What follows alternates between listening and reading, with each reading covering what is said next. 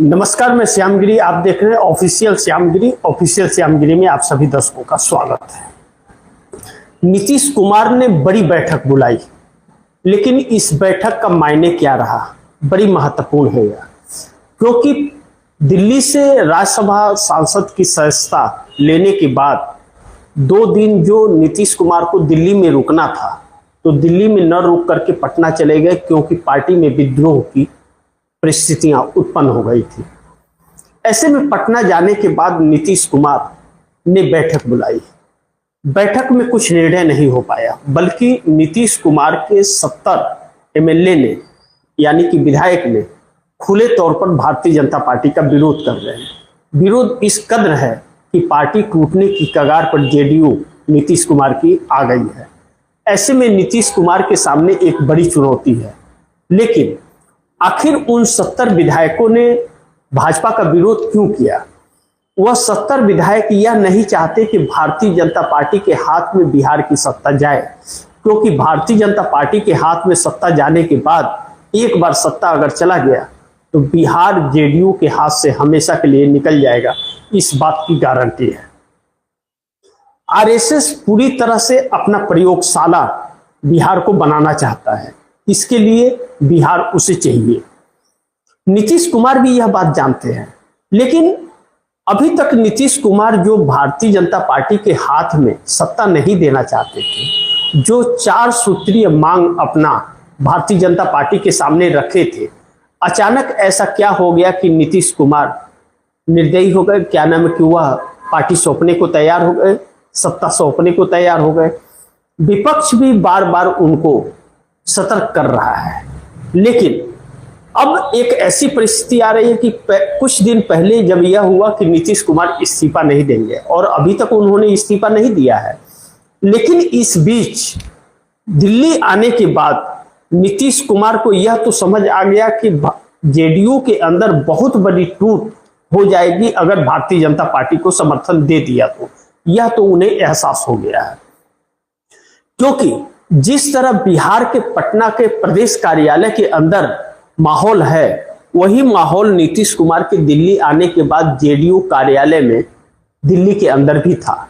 नीतीश कुमार की मौजूदगी में गर्मा गर्मी विधायक और सांसदों के बीच नीतीश कुमार के कार्यालय में हो गया। सांसदों ने खुलेआम कहा कि आप भारतीय जनता पार्टी के हाथ में सत्ता नहीं दे सकते, आप सीएम रहिए ना।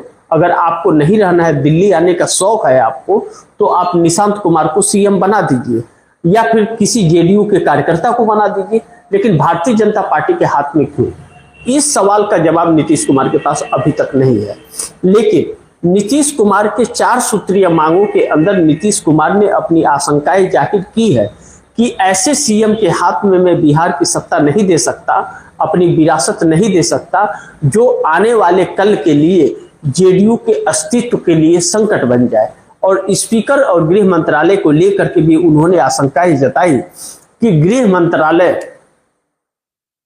जेडीयू के पास रहेगा और स्पीकर की कुर्सी हम किसी को नहीं दे सकते। ऐसे में जब गठबंधन की सरकार हो तो फिर स्पीकर की भूमिका बड़ी महत्वपूर्ण हो जाती है। देखना यह महत्वपूर्ण होगा कि फैसला क्या होता है। लेकिन नीतीश कुमार ने आज बैठक की, और आज बैठक में जब जेडीयू के नेता आए, विधायक आए, तो किसी मीडिया वाले से कोई बात और चर्चा नहीं की, बल्कि 2 घंटे के बाद जब बैठक देर शाम खत्म हुई तो वह चुपचाप मीडिया की तरफ देखते हुए भी बात न करके चले गए। यानी कि आने के वक्त भी और जाने के वक्त भी बात नहीं किए, यानी कि माहौल बहुत गर्म था। अब ऐसे में अभी से कुछ ही पल पहले नीतीश कुमार ने बुलावा भेजा है बिहार के दोनों डिप्टी सीएम को, सीएम आवास में बैठक करने के लिए बुलाया है, सम्राट चौधरी और विजय सिन्हा को। विजय सिन्हा और सम्राट चौधरी के साथ बैठक में क्या होगा यह वक्त बताएगा, लेकिन सम्राट चौधरी का खुल करके जेडीयू के अंदर विरोध होना शुरू हो गया है, जो बहुत ही चिंता का विषय है। अब सम्राट चौधरी के नाम का बैनर पोस्टर सीएम के रूप में भारतीय जनता पार्टी के कार्यालय में लगा हुआ था, लेकिन 24 घंटे के अंदर वहां से फिर बैनर पोस्टर फाड़ दिया गया। भारतीय जनता पार्टी ने बयान दिया कि हमें नहीं पता किसने लगाया था। आप दर्शक सोचिए, क्या भारतीय जनता पार्टी के दफ्तर में किसी की हिम्मत है कि जाकर के कोई भी बैनर पोस्टर लगा देगा और फिर लगाने के बाद फाड़ देगा? ऐसा संभव नहीं है। लेकिन बयान आए ऐसा, लेकिन एक चीज तो इससे तय होती है और इससे एक बात साबित होती है कि जो बैनर पोस्टर लगा, अब वह बैनर पोस्टर हटा। इसका मतलब सम्राट चौधरी के नाम पर सहमति भारतीय जनता पार्टी में भी नहीं बनी हुई है। लेकिन आज फिर चौंकाने वाली खबर आ गई कि सम्राट चौधरी को ही आगे कर रही है भारतीय जनता पार्टी। उसके पास कोई चेहरा नहीं है और बिहार में सीएम चाहिए अपना।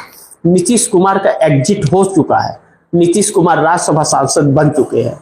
अब नीतीश कुमार ने अपनी ही पार्टी अगर जेडीयू के नेताओं और कार्यकर्ताओं की नहीं सुनी तो संभावनाएं इस बात की सबसे ज्यादा है कि नीतीश कुमार की पार्टी टूट जाएगी और कई टुकड़ों में टूटेगी। ऐसे में नीतीश कुमार को नुकसान तो होगा ही होगा, लेकिन भारतीय जनता पार्टी जिस ताक में है, भारतीय जनता पार्टी को मात्र 6 विधायकों की जरूरत है और 6 विधायक भारतीय जनता पार्टी को मिल गए तो नीतीश कुमार की जरूरत भाजपा को बिहार में नहीं पड़ेगी। ऐसे में नीतीश कुमार के पास 12 सांसद हैं।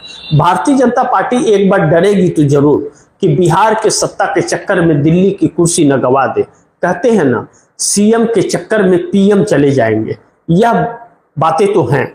ऐसे में भारतीय जनता पार्टी इतना बड़ा रिस्क लेने की कोशिश नहीं करेगी। लेकिन कहते हैं ना कि विनाश काले विपरीत बुद्धि, जब विनाश होना होता है तो बुद्धि भ्रष्ट हो जाती है और कुछ भी फैसला कोई भी कर लेता है। ऐसे में भारतीय जनता पार्टी को अपने तोड़ फोड़ पर कुछ ज्यादा ही भरोसा है। लेकिन जिस पार्टी के 70 विधायक भाजपा के विरोध में हों, वहां पर दाल गलना थोड़ा सा संभावनाएं कम हो जाती है। ऐसे में तेजस्वी यादव का बयान बार बार दौड़ रहा है।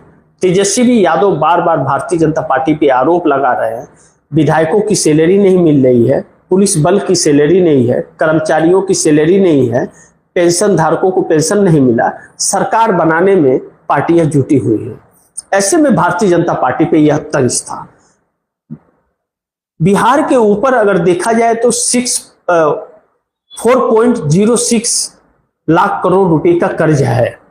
हर रोज 63 करोड़ रुपए का ब्याज भरना पड़ रहा है, 27,000 करोड़ रुपए महीने का भरना पड़ रहा है। आय है नहीं, सरकार बनाना जरूरी है, विकास भी हो रहा है, लेकिन कर्ज है। अब ऐसे में नीतीश कुमार ने यह साफ कर दिया है कि नीतीश कुमार अब बिहार के सीएम नहीं रहेंगे। यह बात कंफर्म हो चली, राज्यसभा में ही रहेंगे, दिल्ली में ही काम करेंगे। चंद्रबाबू नायडू का भी आगमन हो रहा है दिल्ली में। वह भी अपने बेटे नारा लोकेश को सत्ता सौंप करके मई महीने में दिल्ली में आने का प्रोग्राम तय कर रहे हैं। ऐसे में इंडिया गठबंधन का जो ऑफर नीतीश नायडू को मिला था, कहीं इसी के तहत तो चंद्रबाबू नायडू नहीं आ रहे हैं, क्योंकि पीवी नरसिम्हा राव के बाद साउथ का कोई भी नेता पीएम की कुर्सी पर नहीं बैठ पाया। एक सुनहरा मौका है, लेकिन बिहार का भी आज तक कोई पीएम नहीं बना है। ऐसे में बिहार के पास भी मौका है। क्या नीतीश कुमार और चंद्रबाबू नायडू मिलकर के इंडिया गठबंधन के ऑफर पर विचार करके इस मौके को हासिल करेंगे या इस मौके को गवा देंगे? यह एक बहुत बड़ा सवाल और प्रश्नवाचक चिन्ह उठ खड़ा हुआ है। क्या होता है? लेकिन 14 अप्रैल को नीतीश कुमार इस्तीफा देने जा रहे हैं, 15 अप्रैल को नई सरकार बनने जा रही है। यह वक्त थोड़ा फेर कर रहा है, 2-3 दिन का डिफरेंस है, लेकिन भारतीय जनता पार्टी की बेचैनियां वैसे ही बढ़ रही है जैसे जैसे बैठकों का दौर चल रहा है। ने पूरी तरह से भारतीय जनता पार्टी को घेर लिया है और भारतीय जनता पार्टी शिकंजे में ऐसी जकड़ी हुई है कि निकलने का रास्ता नहीं मिल रहा है। नरेंद्र मोदी के प्रधानमंत्री के चेहरे पर बगावत होता हुआ नजर आ रहा है। गुजरात के अंदर भारतीय जनता पार्टी के कई आदिवासी नेता भारतीय जनता पार्टी का दामन छोड़कर कांग्रेस का दामन पकड़ लिए हैं। ऐसे में भारतीय जनता पार्टी कमजोर हो रही है। केरल, असम के अंदर भी जो चुनाव हुआ है, वहां पर भारतीय जनता पार्टी की हालत बहुत खस्ता है। केरल में तो दूर दूर तक संभावना ही नहीं है, लेकिन असम में नेता छोड़कर कांग्रेस का दामन थाम लिए। ऐसे में भारतीय जनता पार्टी के ऊपर उठे प्रश्नवाचक चिन्ह जो मुख्यमंत्री हेमंत बिस्वा शर्मा के पत्नी के 3 देशों की नागरिकता और 52,000 करोड़ की प्रॉपर्टी विदेशों में, यह एक सवाल उठ खड़ा हुआ है जिसका जवाब भारतीय जनता पार्टी के पास नहीं है। नरेंद्र मोदी की सरकार अब तक वाले हालात में है। ईरान और इजराइल के बीच युद्ध का, अमेरिका और ईरान के बीच पाकिस्तान के इस्लामाबाद में बैठक में समझौता हो रहा है। दुनिया की नज़र पाकिस्तान पर टिकी है।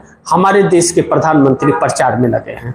जो अपने आप को विश्वगुरु और डंकापति कहते थे, वह भागे फिर रहे, कोई पूछ नहीं रहा है। और जिस पाकिस्तान को कोई पूछता नहीं था, वह विश्व के सबसे शक्तिशाली देश का मध्यस्थता कर रहा है। ऐसे में बड़ी चिंता का विषय है कि हमारा देश किधर जा रहा है। जबकि ईरान और अमेरिका के बीच समझौता भारत करवा सकता था।